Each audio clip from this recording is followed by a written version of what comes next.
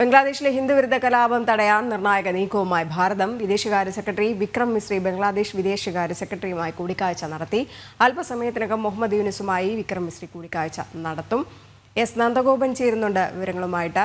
നന്ദൻ, ബംഗ്ലാദേശിലെ ഹിന്ദു വംശഹത്യയിൽ ഇടപെട്ടിരിക്കുകയാണ് ഭാരതം.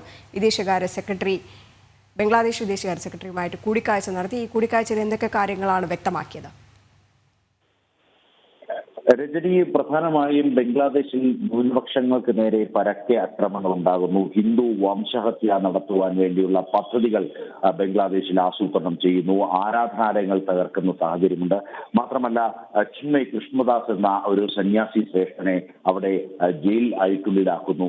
ഭാരതത്തിന്റെ ദേശീയ പതാകയെ അപമാനിക്കുന്നു. ഇത്തരത്തിൽ നിരന്തരം ഈ ന്യൂനപക്ഷങ്ങൾക്ക് നേരെയും മറ്റും നടക്കുന്ന അക്രമങ്ങൾക്ക് ഇത്തരമൊരു സാഹചര്യത്തിലാണ് ഭാരതത്തിന്റെ കൃത്യമായ നയതന്ത്ര ഇടപെടൽ ഉണ്ടായിരിക്കുന്നത്. മുഹമ്മദ് യൂനിസിന്റെ നേതൃത്വത്തിലുള്ള ഇടക്കാല സർക്കാർ അധികാരമേറ്റ ശേഷം ഇതാദ്യമായാണ് ഇരു രാജ്യങ്ങളും തമ്മിൽ ഒരു നയതന്ത്ര ഇടപെടലിൽ അല്ലെങ്കിൽ അത്തരമൊരു യോഗത്തിൽ പങ്കെടുക്കുന്നത്.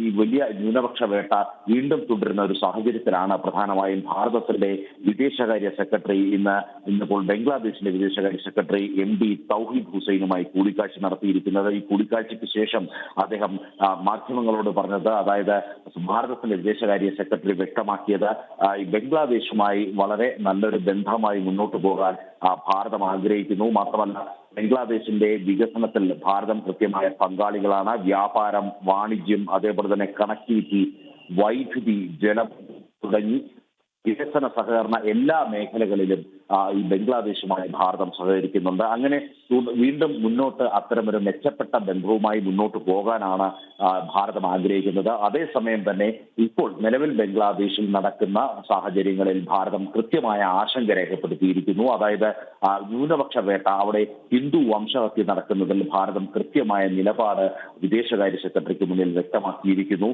അതിൽ കൃത്യമായ ഭാരതത്തിന് ആശങ്കയുണ്ട് എന്നുള്ള കാര്യം ഈ ചർച്ചയിൽ വ്യക്തമാക്കിയിരിക്കുന്നു. ഈ സന്യാസി ശ്രേഷ്ഠന്റെ അറസ്റ്റ് അടക്കമുള്ള കാര്യങ്ങളും അതേപോലെ തന്നെ അദ്ദേഹത്തിനായി ഹാജരാകാനിരുന്ന അഭിഭാഷകന്റെ കൊലപാതകം അടക്കമുള്ള വിഷയങ്ങളിൽ ഭാരതം കൃത്യമായ നിലപാട് ഇന്ന് കൈക്കൊണ്ടു. ഈ യോഗത്തിന് ശേഷം ഇന്നിപ്പോൾ ഈ താൽക്കാലിക സർക്കാരിന് നേതൃത്വം നൽകുന്ന മുഹമ്മദ് യൂനിസുമായിട്ട് ഇന്ന് അല്പസമയത്തിനകം തന്നെ ഭാരതത്തിന്റെ വിദേശകാര്യ സെക്രട്ടറി വിക്രം മിശ്രി കൂടിക്കാഴ്ച നടക്കും. ധാക്കയിലാണ് ഈ കൂടിക്കാഴ്ചകൾ പുരോഗമിക്കുന്നത്. മാത്രമല്ല, നേരത്തെ തന്നെ ഈ വിഷയവുമായി ബന്ധപ്പെട്ട് ഭാരതത്തിന്റെ വിദേശകാര്യ മന്ത്രാലയം കൃത്യമായി ബംഗ്ലാദേശിന്റെ വിദേശകാര്യ മന്ത്രാലയവുമായി ഈ വിഷയങ്ങൾ ചർച്ച നടത്തിയിരുന്നു.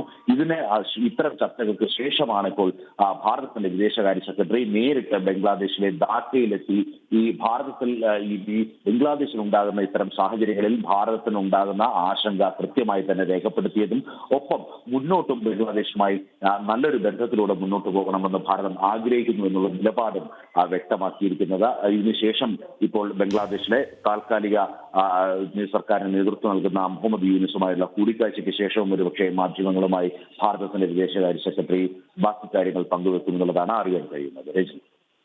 ബംഗ്ലാദേശിലെ ഹിന്ദു വേട്ടയിൽ വ്യക്തമായ ഇടപെടൽ നടത്തിയിരിക്കുക തന്നെയാണ് ഭാരതം. ബംഗ്ലാദേശ് വിദേശകാര്യ സെക്രട്ടറിയുമായിട്ട് ഭാരതത്തിൻ്റെ വിദേശകാര്യ സെക്രട്ടറി വിക്രം മിശ്രി അല്പസമയത്തിന് മുൻപ് കൂടിക്കാഴ്ച നടത്തി. അപ്പോഴേക്കും അദ്ദേഹം ഹിന്ദുക്കൾ ഉൾപ്പെട്ട ന്യൂനപക്ഷങ്ങൾക്കെതിരെ നടക്കുന്ന അതിക്രമത്തിൽ ഭാരതത്തിനുള്ള അമർഷം രേഖപ്പെടുത്തുകയും ചെയ്തു. അല്പസമയത്തിനകം തന്നെ താൽക്കാലിക ഭരണകൂടത്തിനായ മുഹമ്മദ് യൂനിസുമായിട്ടും വിക്രം മിശ്രി കൂടിക്കാഴ്ച നടത്തും. അതിനുശേഷം വീണ്ടും അദ്ദേഹം മാധ്യമങ്ങളെ കാണുകയും ചെയ്യും. എന്തായാലും ശക്തമായൊരു ഇടപെടൽ തന്നെയാണ് ബംഗ്ലാദേശിലെ ഹിന്ദു വേട്ടയിൽ ഭാരതം നടത്തിയിരിക്കുന്നത്. എസ് നന്ദഗോപനാണ് വിശദാംശങ്ങൾ പങ്കുവച്ചത്.